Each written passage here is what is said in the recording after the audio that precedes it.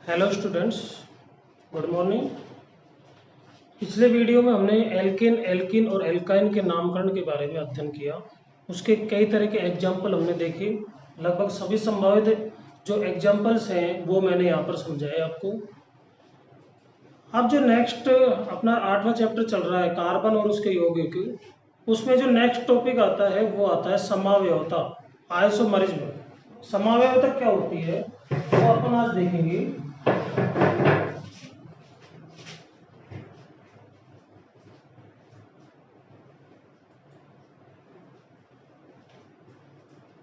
समावयवता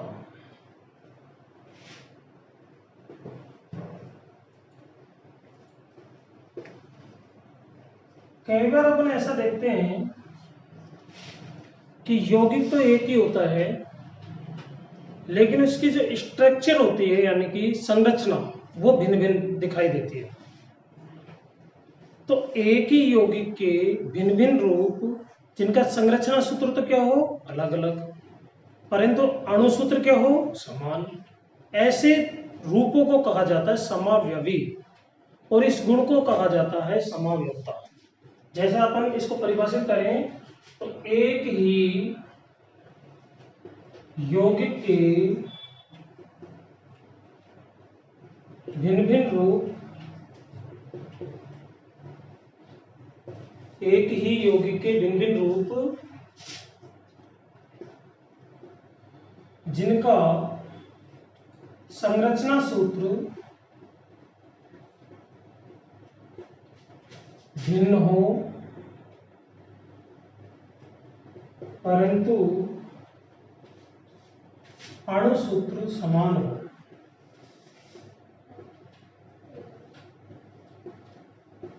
समावयवी कहलाते हैं। क्या कहलाते हैं? समावयवी कहलाते हैं। तथा इस गुण को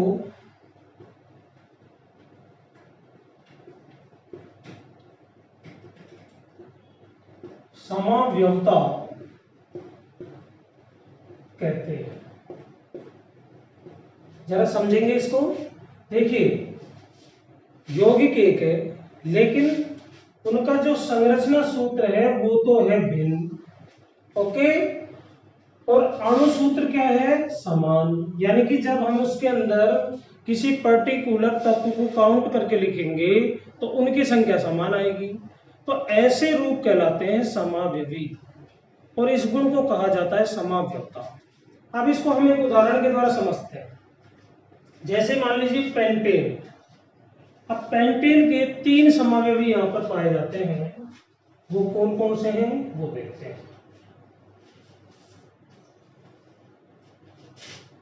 उदाहरण, पेंटेन। पेंटेन का सूत्र एल्केन श्रेणी में आप 5 नंबर पर देखोगे तो उसका अणु सूत्र है C5H12। क्या सूत्र है? C5H12। अब इसके 3 तरह के समावयवी बन सकते हैं, यानी कि जब हम इसको संरचना के रूप में लिखेंगे तो 3 प्रकार से लिख सकते हैं। नंबर 1, पांचों कार्बन एक सीधी श्रृंखला में हो। पांचों कार्बन एक सीधी श्रृंखला में। नंबर 2, एक कार्बन इस तरह से हो, 2 कार्बन इस तरह से हो, शाखित रूप में, शाखाओं के रूप में। बाकी 3 तो ये हो गए 4, 5। और तीसरा और अंतिम, एक कार्बन हम लगा देते हैं कहां पर? बीच में, और 4 कार्बन लगा देते हैं चारों तरफ। ओके, पहला, पांचों कार्बन एक सीधी श्रृंखला में हो।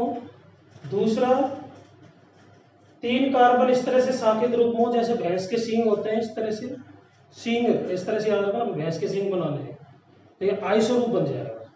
ठीक है। और चौथा, जैसे एक चौराहे के रूप में अपन लिख देते हैं, बीच में चौराहे होता है, 4 रोड जा रहे होते हैं, एक ये भगत सिंह की तरफ वाला जैसे चौराहा है, ये जा रहा है मंगलांसर चौराहे पर, ये जा रहा है भाटा की तरफ, एक जा रहा बिजली घर चौराहे की तरफ, एक आ रहा रोड दो तरफ। इस तरह से चौराहे के रूप में जो रचनाएं होती है उसको कहा जाता है नियो। क्या कहते हैं? नियो। अब इनकी संयोजकता हम पूरी करते हैं। 1 2 3 4, 1 2 3 4, 1 2 3 4, 1 2 3 4, 1 2 3 4। क्या लग जाएगा? क्योंकि हाइड्रोकार्बन है तो हाइड्रोजन यहां पर लगा देंगे।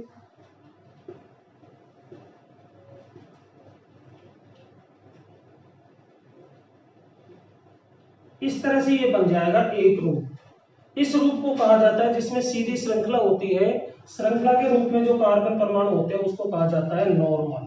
क्या कहते हैं? नॉर्मल। तो पेंटेन के आगे नॉर्मल एन लगा दो तो ये बन जाएगा नॉर्मल पेंटेन। ओके। अब देखेंगे सेकंड इसका जो रूप है उसको, जैसा आपको पता है साखित रूप है ये। इसमें एक कार्बन यहां लगा दो, दो को इस तरह से बना दो साखित रूप में। 1 2 3 4, 1 2 3 4। इसमें 1 2 3 और ये 4, 1 2 3 4, 1 2 3 4। क्या लग जाएगा? हाइड्रोजन। सभी में हाइड्रोजन लगा देंगे। H H H H H H। ये जो रूप बनता है साखित, इसको कहा जाता है आइसो। ISO, iso. तो इसका नाम हो जाएगा आइसोपेंटेन। क्या नाम हो जाएगा? आइसोपेंटेन। तो जब भी आपको आइसो बनाना है तो समझ जाओ भैंस के सींग बनाने हैं। ठीक है? ओके। अब तीसरा देखेंगे, चौराहे जैसी रचना। तो यहां पर एक बंद ये बन रहा है 1 2 3 4, 1 2 3 4, 1 2 3 4, 1 2 3 4। क्या लग जाएगा? H। क्या लग जाएगा? H H H H H H H H H H H। सभी जगह H लगा दो जहां जहां बंद बना। इस रूप को कहा जाता है नियो, एनियो, नियोपेंटेन। इस तरह से किसी भी यौगिक के 3 समावयवी बन सकते हैं मैक्सिमम। 3 से कम तो हो सकते हैं बट 3 से ज्यादा नहीं हो सकते। 3 समावयवी हो सकते हैं, नॉर्मल, आइसो और नियो। दोबारा एक बार ध्यान देंगे मेरे शब्दों पर। नॉर्मल रूप जब भी बनाना है सभी कार्बन परमाणुओं को एक सीधी श्रृंखला में लगाना है और कार्बन की संयोजकता 4 होती है, वो पूरी करनी है। कौन पूरी करेगा? हाइड्रोजन। दूसरा, आइसो रूप जब भी बनाना है तो आपको एक कार्बन लगाकर उस पर शाखाएं बना देनी है। कितनी? 2। बाकी के फिर सीधी श्रृंखला के रूप में हो जाएगा। तो इस तरह से ये जो शाखित रूप बनेगा इसको कहा जाता है कौन सा? आइसो। ओके। और नियो जब भी बनाना है तो एज ए सर्किल, एक चौराहे की तरह रचना बनानी है। उसमें एक कार्बन बीच में लगा दो, 4 कार्बन उसके चारों किनारों पर लगा दो। बाकी अगर जैसे कोई लंबी श्रृंखला वाला है तो बाकी के कार्बन को आप कहीं पर भी लगा सकते हैं। इस तरह का जो चौराहे रूप की रचना बनती है उसको नियो कहते हैं। अब जरा इनका अणुसूत्र देखेंगे तो देखो 1 2 3 4 5 कार्बन, C5। हाइड्रोजन काउंट करेंगे 1 2 3 4 5 6 7 8 9 10 11 12। H वही आ गए कितने? 12 जो थे। इसमें देखें C कितने हैं? 1 2 3 4 5, C5। H काउंट करेंगे 3 3 6 7 8 9 10 11 12। H वही आ रहे कितने? 12। वही सूत्र आया। इसमें देखें C1 2 3 4 5, C5। H काउंट करेंगे 3 3 6 3 9 3 12। तो देखिए इन सब में क्या समानता देख रहे हो? अणु सूत्र तो क्या है? समान।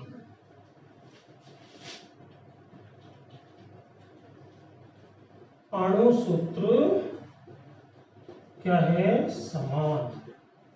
तो संरचना सूत्र क्या है? भिन्न। तो ऐसी रचनाएं जिनमें अणु सूत्र तो समान हो, संरचना सूत्र भिन्न भिन्न हो, ऐसे रूपों को कहा जाता है समावयवी। ओके, तो इस तरह से हम समावयवी याद करते हैं। सभी इसको ध्यान से देखेंगे, समझेंगे। ठीक है, अब आता है नेक्स्ट टॉपिक। नेक्स्ट टॉपिक है हीरा और ग्रेफाइट।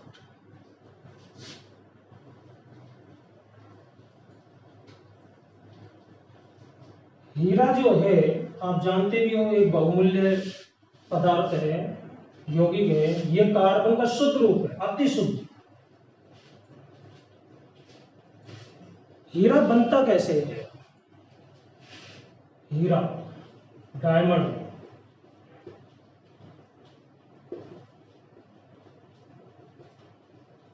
कोयले की जो खानें होती है, खदान, उनमें कोयला कई बार क्या होता है, उच्च दाब और उच्च ताप के कारण, क्योंकि कोयला किसका रूप है? कार्बन का। तो कई बार जब उच्च दाब और उच्च ताप विशेष परिस्थितियां उत्पन्न हो जाती है, तो वो जो कोयला है वो किस में कन्वर्ट हो जाता है? हीरे के अंदर कन्वर्ट हो जाता है। फिर उसको तरासा जाता है, तरासा तो उसमें एक चमक से उत्पन्न हो जाती है। हीरा जो होता है उसके बारे में आज हम जानकारी प्राप्त करना चाह रहे हैं। हीरा, इसके बारे में मुख्य बिंदु जो है वो मैं बोर्ड पर लिख रहा हूं, नोट्स में लिखे हुए हैं, सभी को उसको पढ़ना है, समझना है। पहला,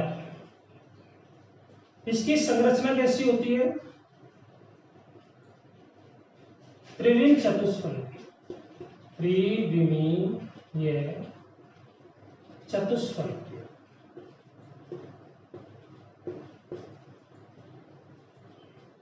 इसलिए हीरा क्या होता है? कठोर होता है। सबसे कठोर पदार्थ दुनिया में कौन सा है? हीरा। संरचना त्रिविमीय चतुष्फलकीय होने के कारण यह अत्यंत कठोर होता है। दूसरा मुख्य बिंदु क्या है? कार्बन का अति शुद्ध रूप है। तीसरी बात क्या याद रखनी है? इसमें जो कार्बन कार्बनों के बीच में जो बंध है, इस बंध की दूरी होती है 1.54 एंगस्ट्रॉम। कार्बन कार्बन बंध दूरी कितनी होती है? 1.54 एंगस्ट्रॉम। नंबर 4 और महत्वपूर्ण बात, हीरा जो होता है वो विद्युत का कुचालक होता है। क्यों होता है? ये एक क्वेश्चन आता है एग्जाम के अंदर। विद्युत का कुचालक है। अब है तो सही कुचालक, लेकिन क्यों है इसका कारण हम यहां पर जानेंगे। ठीक है, हीरा जो होता है, हीरे के अंदर देखो, इसकी संरचना को समझने के लिए आपको पहले ये देखना पड़ेगा कि इसमें इलेक्ट्रॉन की साझेदारी किस प्रकार से होती है। तो आप जानते हो कार्बन जो होता है, कार्बन 6 नंबर पर आता है आवर्त सारणी के अंदर। इसका इलेक्ट्रॉनिक विन्यास हुआ 2-4। कितना? 2-4। सबसे बाह्यतम कोष में इलेक्ट्रॉन की संख्या कितनी है? 4। अष्टक पूरा करने के लिए कार्बन को आवश्यकता है 4 इलेक्ट्रॉन की, क्योंकि 4 तो इसके पास ऑलरेडी है, 4 की और जरूरत है इसको। तो इसमें होता क्या है कि हीरा, ये कार्बन हो गया इसका सेंटर वाला, जो केंद्रीय कार्बन है वो, इसके पास ये जो डॉट डॉट से दर्शा रहा हूं, ये क्या है? इलेक्ट्रॉन।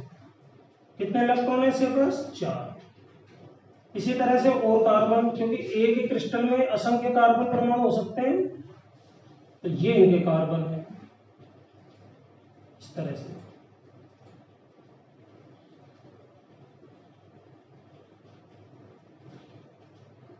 इस तरह से हर कार्बन के पास कितने इलेक्ट्रॉन है? 4। ओके, अब यहां पर आप देखोगे इसने इसके साथ बंध बना लिया इस तरह से, ऐसे।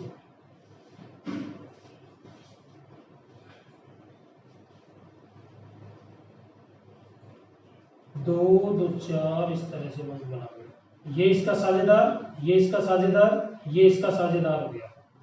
इस तरह से बंद बन जाएंगे।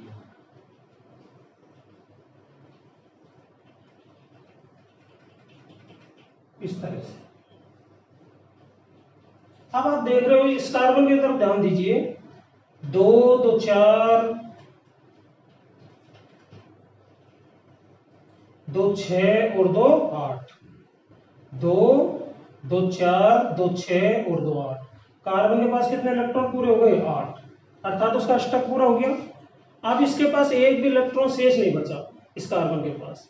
इसी तरह की स्थिति सभी कार्बन के साथ होगी। ये अगले कार्बन परमाणु ऊपर नीचे दाएं 3 कार्बन परमाणुओं से उधर जुड़ जाएगा, एक से यहाँ ऑलरेडी जुड़ा हुआ है। तो हम यहाँ पर देख रहे हैं प्रत्येक कार्बन जो होता है वो कार्बन 4 बंध बना रहा है। कितने बंध बना रहा है? 4। तो इसके इस कार्बन के जो चारों इलेक्ट्रॉन है वो काम में आ गए। एक यहाँ काम में आ गया, एक यहाँ आ गया, एक यहाँ आ गया और एक यहाँ आ गया। चारों इलेक्ट्रॉन काम में आ गए। चारों इलेक्ट्रॉन काम में आने के कारण इसके पास कोई भी इलेक्ट्रॉन मुक्त अवस्था में नहीं बचा। और जब मुक्त अवस्था में नहीं बचा तो कार्बन जो यानी कि जो हीरा है वो विद्युत का क्या होगा? कुचालक होगा। विद्युत का चालन करने के लिए मुक्त इलेक्ट्रॉन जरूरी है। अब मुक्त इलेक्ट्रॉन इसके पास है नहीं, तो मुक्त इलेक्ट्रॉन नहीं होने के कारण कार्बन विद्युत का कुचालक होता है। ठीक है।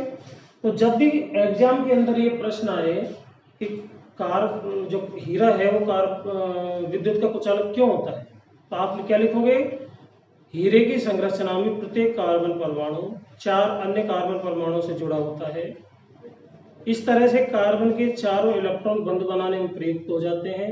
कोई भी इलेक्ट्रॉन इसमें मुक्त अवस्था में नहीं पाया जाता, इसीलिए हीरा विद्युत का कुचालक होता है। ठीक, इस तरह से हीरे के बारे में हम लिखेंगे।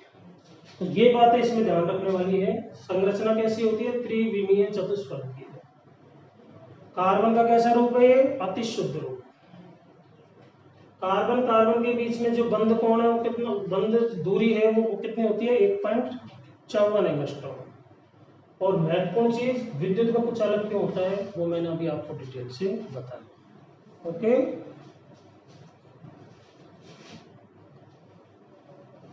ठीक है। अब हम आगे चलते हैं।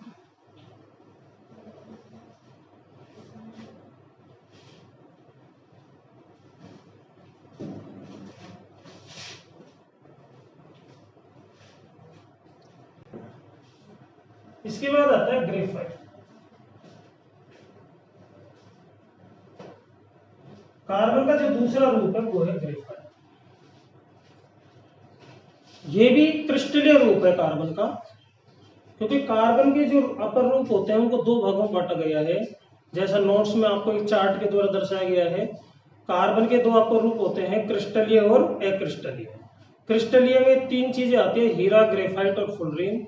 और अक्रिस्टलीय में आता है जैसे काजल है, कोक है, कोलतार है, ये सब इसके अंदर अक्रिस्टलीय आते हैं। तो यहाँ पर हम क्रिस्टलीय रूपों में हीरा पढ़ा। दूसरा ग्रेफाइट। ग्रेफाइट जो होता है इसके बारे में मुख्य बात यह है कि काले रंग का धूसर पदार्थ है। धूसर मतलब धुंधला धुंधला सा, वो डार्क काले रंग का धूसर पदार्थ है। दूसरी बात, इसकी जो संरचना होती है ग्रेफाइट की, षटकोणीय परतदार होती है। षटकोणीय परतदार इस तरह, जैसे ये कार्बन हो गया, इस तरह इस तरह।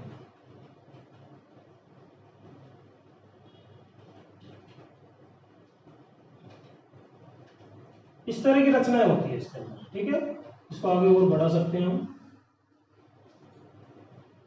तो षटकोणीय परतदार संरचना इसकी पाई जाती है, किसकी? ग्रेफाइट की। और ग्रेफाइट जो होता है वो विद्युत का क्या होता है? कुचालक। विद्युत का कैसा है ये? कुचालक। अब कुचालक क्यों है? उसका रीजन ये है कि यहां पर कार्बन जो है वो 3 कार्बन से जुड़ा रहता है। कितने कार्बन से? 3 से। इस तरह से अब इसने एक बंध इधर बना लेगा इस तरह,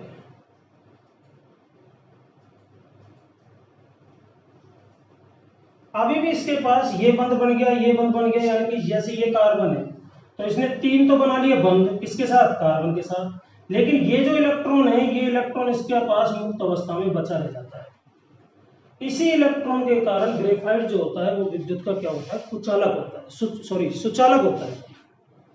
कैसा होता है, सुचालक, यानी कि ये विद्युत का चालन करता है। ठीक है, इसीलिए जो सेल वगैरह होते हैं उसमें इलेक्ट्रोड के रूप में इसका इस्तेमाल किया जाता है। तो दोबारा समझेंगे, ग्रेफाइट में प्रत्येक कार्बन परमाणु कितने कार्बन परमाणुओं से संयोजित रहता है, 3 से।